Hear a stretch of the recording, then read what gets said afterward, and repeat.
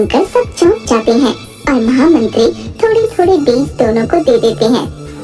ठीक है महाराज, जैसी आपकी आज्ञा। मैं उस जमीन पर आपके दिए गए इन बीजों से आलू की खेती बहुत मेहनत से करूंगा। हाँ हाँ महाराज, ठीक है, मुझे भी आपका ये निर्णय स्वीकार है। महाराज, मैं भी आपके दिए गए बीजों से अपनी उस जमीन पर आलू की ही खेती करूंगा।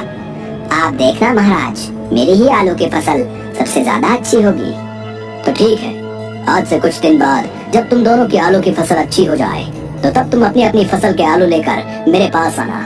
जिसके भी आलू अच्छे होंगे वही उस जमीन का मालिक होगा, और तुम दोनों में से जो झूठ बोल रहा है उसे सजा दी जाएगी। जिसके बाद दोनों वहाँ से अपने अपने घर आ जाते हैं। सोनू अपने घर जाता है। जी आ गए आप? क्या कहा महाराज ने? क्या वो जमीन आपको मिल गई है? बताइए ना जी, क्या हुआ? और आपके हाथ में क्या ले रही है जी? नहीं भाग्यवान, वो जमीन मुझे अभी तक नहीं मिली है। महाराज ने मुझे और जग्गी भैया दोनों को आलू के कुछ बीज दिए हैं और कहा है कि हम अपनी उसी जमीन पर इसकी खेती करें, जिसके बाद जिसकी भी फसल सबसे ज्यादा अच्छी होगी वही उस जमीन का मालिक होगा। तो क्या हुआ जी? मुझे आप पर पूरा विश्वास है, आपकी ही आलू की फसल सबसे ज्यादा अच्छी होगी। ठीक है, मैं कल ही खेत जाकर इन बीजों को बो दूंगा। सुबह होती है। सोनू अपने खेत में जाता है और अपनी जमीन के एक हिस्से में उन बीजों को बो देता है, और उधर जग्गी भी उसी जमीन के दूसरे छोर पर उन बीजों को बो देता है। जिसके बाद दोनों अच्छे से अपने अपने हिस्से की फसल की देखभाल करना शुरू कर देते हैं। दोनों बहुत मेहनत से अब रोज फसल की देखभाल कर रहे थे। देखते ही देखते आलू की फसल अब बड़ी हो जाती है। अरे वाह, मेरे आलू कितने अच्छे और सुंदर दिख रहे हैं। अब इन्हें महाराज के पास ले जाने का समय आ गया है। कल सुबह ही इनको लेकर जाता हूँ। और फिर सुबह होती है। सोनू अपने खेत आता है और अपनी आलू की टोकरी को उठाकर राजा के पास चला जाता है। दोनों अपनी आलू की टोकरियां राजा के सामने पेश करते हैं। दोनों अपनी टोकरियों के ऊपर से कपड़ा हटा देते हैं। अरे वाह जग्गी, तुम्हारे आलू तो देखने में बहुत सुंदर लग रहे हैं।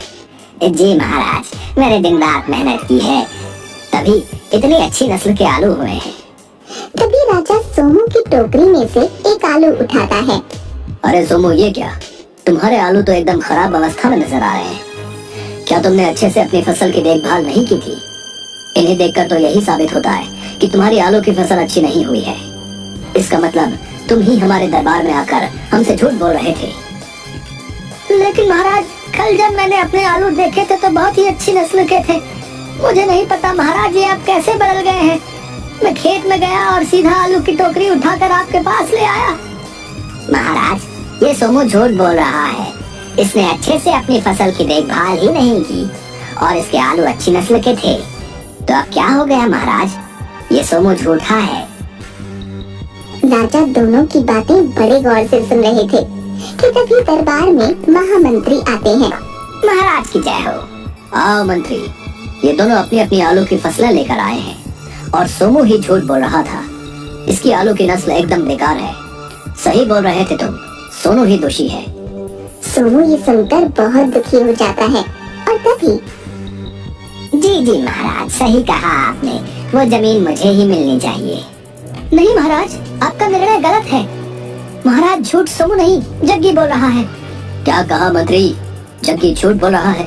वो कैसे भला? महाराज, आपके आदेश अनुसार जो बीज मैंने इन दोनों को दिए थे वो एक जैसे नहीं थे महाराज।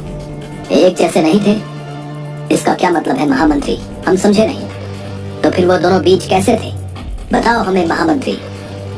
महाराज, उन दोनों बीजों में से एक बीज आलू की अच्छी और एक बीज खराब फसल का था, और जो बीज हमने सोमू को दिया था वो बीज उत्तम फसल का था महाराज। जबकि जग्गी को खराब फसल का बीज दिया गया था। फिर जग्गी की फसल के आलू उत्तम फसल के कैसे हो गए महाराज? मैंने 2 सैनिकों को दोनों पर नजर रखने के लिए कहा था। तभी महामंत्री ताली बजाते हैं। तभी 2 राजा के सैनिक दरबार में आते हैं। बताओ मेरे गुप्तचरों, तुमने रात को क्या देखा? महाराज, कल रात हमने देखा कि यह जग्गी अपनी उसी जमीन की तरफ जाता है जहाँ इन दोनों ने अपनी अपनी फसलें बो रखी थी, और सोमू की फसल के हिस्से में जाकर जग्गी अपनी आलू की टोकरी से सोमू की आलू की टोकरी बदल देता है। ये सुनकर राजा हैरान हो जाते हैं। मुझे माफ कर दीजिए महाराज, मुझसे गलती हो गई। महाराज मुझे माफ कर दीजिए। ये सच है महाराज, पिताजी ने वो जमीन मुझे नहीं इस सोमू को दी थी, लेकिन मेरे मन में लालच आ गया था। मैं वो जमीन इससे हड़पना चाहता था, इसलिए मैंने अपने आलू की टोकरी सोमू के आलू की टोकरी से बदल दी थी महाराज। मुझे माफ कर दीजिए महाराज। तुमने हमारे समक्ष झूठ बोला, इसकी सजा तुम्हें अवश्य मिलेगी। जबकि तुमने चालाकी से सोमू की जमीन हड़पनी चाहिए, इसके लिए तुम्हें दंड स्वरूप इस राज्य से निष्कासित किया जाता है। राजा की बात सुनकर जग्गी जोर जोर से रोने लगता है। नहीं महाराज नहीं, ऐसा मत कीजिए महाराज, मुझे माफ कर दीजिए महाराज। देखो सोमू, अब सत्य का पता चल चुका है। अब वो जमीन हमेशा के लिए तुम्हारी हुई। तुम उस जमीन पर फिर से खेती कर सकते हो और अपना जीवन यापन कर सकते हो।